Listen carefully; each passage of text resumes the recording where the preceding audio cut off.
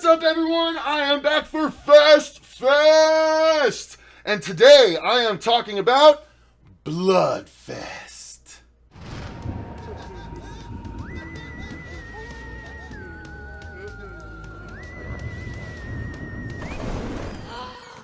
What's up, everyone? Welcome back to the horror show and welcome back to Fest Fest. This is technically part 2 of Fest Fest, and this time I am going to be reviewing Bloodfest, as you can see right here. I already reviewed Hellfest in both the spoiler and non-spoiler way. Probably going to do the same for this one, because even though this one is straight to VOD rather than the theater, I think it's worth spoiling in a separate section. So, here we go. Let's get into this like we do all of our reviews. I'm going to go over the overall thoughts, the story, the acting, the effects, and the sound design, and the production design, all that good stuff in turn. So, starting off, I'm going to say that this, I'm not all the way through the last of the Fest movies, but so far, this is definitely my favorite. I definitely prefer this to Hellfest. I just feel like this one was more fun. And I will be doing an overall comparison video between all three movies at the end after I've reviewed all three, so stay tuned for that. But for right now, I'm going to stick to talking about Bloodfest here, and this one, guys, was a lot of fun. It's not as good as Cabin in the Woods, but it tries to be as self-aware. Like, it is way more self-aware than Hellfest was. It is a lot of fun. And there are some Cabin in the Woodsy aspects to it, if you could have probably surmised from the trailer if you watched it. But they sort of play it up, but the characters are way more likable in this movie than I thought they were in the other one. So the movie was written and directed by Owen Egerton and presented by Rooster Teeth. It is starring Robbie K, Jacob Batalon, and Cecil Gabriel, and Barbara Dunkelman, just to name the top few there. That's Dax, Krill, Sam, and Ashley, and I think that is the keyest amount of characters, so we'll stick with those for now, you guys. But this movie is more or less about Dax as the main character, and Robbie K, if you didn't know, is the same character the same actor rather, that played Pan in the Once Upon a Time TV series on ABC. And he, at the time, he really stuck out to me because of his Dumbo-sized ears and his tendency to overwork his eyebrows during the scenes. But he has since gotten a handle on the eyebrows. Can't do much about the ears, but he was fun to watch in this. And then Jacob Batalon, who played Krill, is someone that everyone knows at this point, because he played Ned in Spider-Man Homecoming, Peter's best friend, who essentially looks like Ganke from the Ultimate Spider-Man universe, but they named him Ned Leeds instead. Not sure how he'd ever become the Hobgoblin, but, it is what it is. Anyway, he is in this movie as the best friend, and he is really funny. He steals a lot of the scenes that he's in. He's a joy to watch, just like he was in Homecoming. And then Cecil Gabriel, who played Sam, she is really fun to watch as well. So the core three are really cool. It's kind of like the Ron, Hermione, and Harry of the movie. They really play well off of each other, and they have a good relationship. They're trying to help Dax hook up with this girl that he's been into, and they've got a great dynamic going on. So I really enjoyed the characters. I enjoyed the setup for the movie. I enjoyed the production design for the movie. I just really enjoyed the film overall. And I had heard that someone I respect didn't really dig on it that much before I saw the movie, so my expectations were like kind of low. But then I watched it and I had a lot of fun with it. And there are some dumb things, don't get me wrong, there are definitely some dumb things in it, but it was excusable because the movie was self-aware about it. It was sort of Cabin in the Woodsy, sort of screamy, sort of fun-housey. It's got a mishmash of a lot of different things, but I thought they did it really well overall. So the story is Dax is a horror-loving kid, as evidenced by the intro to the movie, where you see him as a little boy watching a horror movie with his mom. She's like sort of introducing him to horror, and they're like going to be watching horror regularly.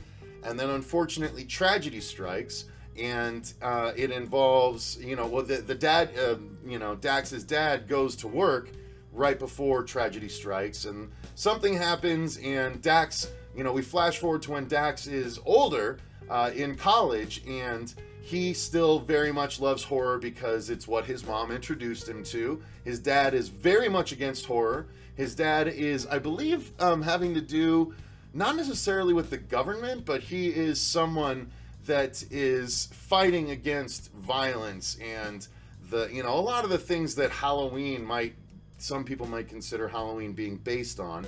So it's a fun dichotomy. His dad knows about Bloodfest. He really wants to go to Bloodfest, but his dad has found the tickets and says, you're not going. And so basically Dax, played by Robbie K, is just really bummed out. But then his friends, Krill and Sam, tell him they have a way to get him to Bloodfest, so they're going to go anyway. All is well in the world, and they go, and it's this giant horror festival.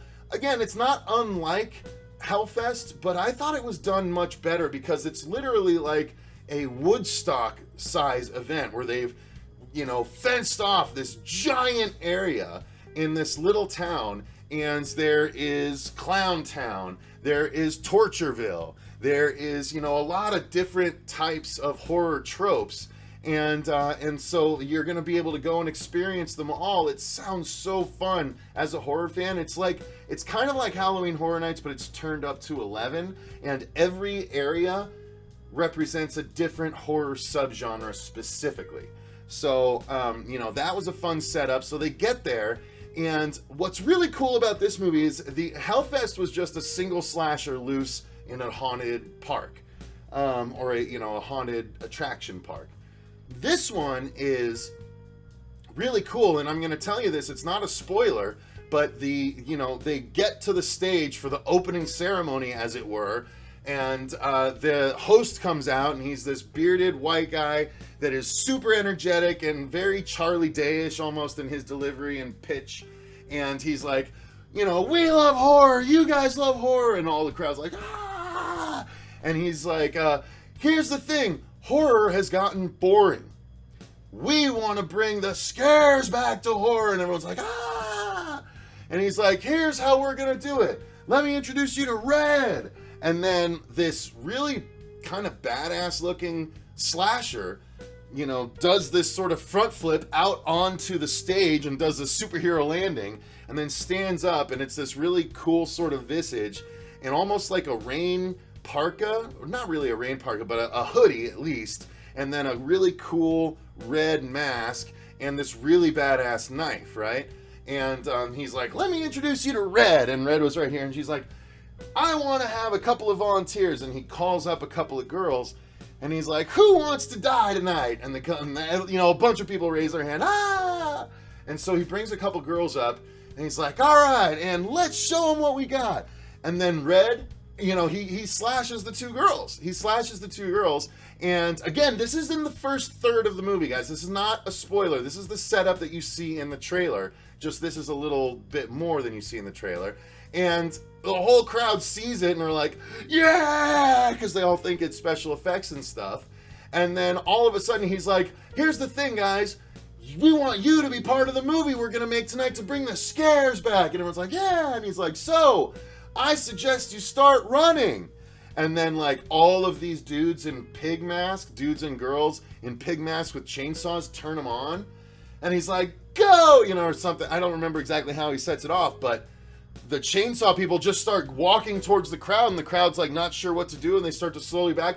And then they just literally start sawing dudes and ladies and just killing everyone. And the people start running. And he's like, you better run, and if you want to survive, you gotta follow the rules. And so it's very Scream in the way that there are rules that our core group of characters, Dax, of course, is the Randy of the group. He's the one that knows the most about horror movies, and so he's like, you have to abide by all the rules of the genre in as a whole and each subgenre as you're in their area. And it's really cool because there's rules to the high school area where a slasher, it's a slasher area based on a film franchise in this world called The Arborist. And what's really cool is there's been 4 or 5 of these movies, and Dax is a huge fan. And when they arrive, basically they do this big introduction to Bloodfest, where it's an animated intro, and it talks about how featuring the guy that played the original Arborist, and also Zachary Levi doing karaoke. And it's really funny because so the actor that played the original Arborist is this older guy now, and Dax meets him, and at first he's such a jerk to him, but he ends up having to join the group and trying to survive with him. And then Zachary Levi has a hilarious cameo, and honestly, it was just a really fun movie and story. So yeah, once everything sets off, it's the core group of characters, and they have to survive and try and get out alive. There's nothing more to the story than that, but there doesn't need to be anything more to the story than that. It is properly chaotic. It is properly gory. It is definitely the goriest out of all the movies that I've seen so far. I still haven't finished American Fright Fest, but I can tell it's not going to be as gory as these. And so Bloodfest definitely wins the gore award, but it is awesome. You see people sawn in half. You see all kinds of nasty stuff. I don't want to ruin it, but there is some really, really cool stuff you see in this movie. And so let's talk about the acting. I would say it's standard, except I think it's a little bit above standard. Obviously, Robbie K playing Dax, having years of experience on Once Upon a Time, and that was even a few years ago, so I'm sure he's done other stuff since. He's honed his craft. He's good. I enjoy watching him. Jacob Batalon, he is great. He was awesome in Homecoming. He's great in this, except he gets way more lines in this, and he's a typical, sex-starved kid, and it's hilarious. And Sam is sort of a gorgeous kind of girl next door, but kind of edgy, and it's just a lot of fun. There's also an actress that they meet up with who gets them into the Bloodfest, and she is sort of like hanging on the arm of a really poor Z movie director who's got a funny character and stuff like that. There are zombies, and there are creatures, there are a lot of different things, a lot of different subgenres do make their appearances here, and they try and give real-world explanations for them, which is funny and, really interesting to see how they do that. But yeah, the acting, since the core three is really good, and I actually really like the bad guys too. The bearded host, he was really good, and then there's a control room, a Jurassic World-esque almost control room, where there's kind of a nerdish girl with glasses, and then a dude that's just kind of ignorant about the whole situation, and he constantly has questions, and that's kind of funny how that plays out. So I actually really liked the acting and the characters in this movie. I thought they were fun. Yes, they were tropey, but they were self-awarely tropey. Unlike Hellfest. I liked these characters better. I liked the actors portraying them better. They weren't the standard things we've seen 100 times. This was more Scott Pilgrim and less Black Christmas. You know what I mean? It was a lot more self-aware, a lot more zingery kind of things. Yes, some of the stuff was dumb, but I just thought it was better and less. It was trying to be less seriously scary and horror than Hellfest was. So I thought they did a great job with it as a result of that. Now let me talk about the effects. Again, I said it was gory, and I meant it. There's a lot of good gore effects. There's a lot of great practical effects. There's some CGI enhancements to some things, but man, the effects were great in this movie. The gore is everywhere, and it is plentiful, and I really, really dug it. I tend to do that. I mean, horror movies to me always were a place where I could get that, so when people don't take advantage of it, it always kind of bums me out. This one definitely takes advantage of it. It all doesn't look like the most realistic gore. Sometimes it's like, oh, come on. But it's so over-the-top silly that it's like those old, spaghetti westerns or the Kill Bill style, fighting movies. It's that sort of gore at times, and you just kind of lean into it, and it's fun. So yeah, the practical effects are really good and entertaining. The makeup effects are all fun. There's a zombie area, as I mentioned, and they all have, sort of makeup prosthetics, but it's nothing outstanding. The lighting takes care of most of it, so it all looks good. But yeah, the effects are on point. The sound design is fun because it's a park and there's stuff going on at all times, even when the characters are just talking amongst themselves. I really dug how they did that. I liked how every area had its own thing. There was a point at which there was a theater full of dolls. I mean, there was just a really, really cool things done. There was a torture porn area of the park that was really interesting, where there was a trap set up and you could take the person's place, and how that plays out is really interesting. I just really, really enjoyed how they had fun with it in this one. I think not taking themselves seriously the way Hellfest did made all the difference between these two movies. So, I mean, the sound design was great. The gore and the effects were great. The characters were fun to watch. The story was entertaining. It was essentially the last couple minutes of Cabin in the Woods, but set in a horror park. A themed, with a bunch of themed areas. It was great. I had so much more fun than I did with Hellfest. So that has to be said. I honestly don't know if there's much stuff I could spoil. I don't want to spoil this. I'd rather you guys go in and watch it, honestly. So I'm not going to do a spoiler section, I don't think. But yeah, if you guys overwhelmingly want one, then I'll do it. But frankly, I think it's worth it. I paid $6 to rent this on VOD, and I am definitely going to buy the Blu-ray when it becomes available because I had so much fun with this. So I definitely recommend Bloodfest, you guys. As part of Fest, this one's in the lead so far. So let me know in the comments down below what you thought of it, if you've seen it. I want to know your guys' opinion. If you haven't seen it yet, let me know if you're going to go watch it. I haven't spoiled anything. I haven't even told you who the bad guy is. I haven't told you how everything ties together. There's a lot I could spoil. So let me know if you want me to do that, or if you just want to go and experience it yourself.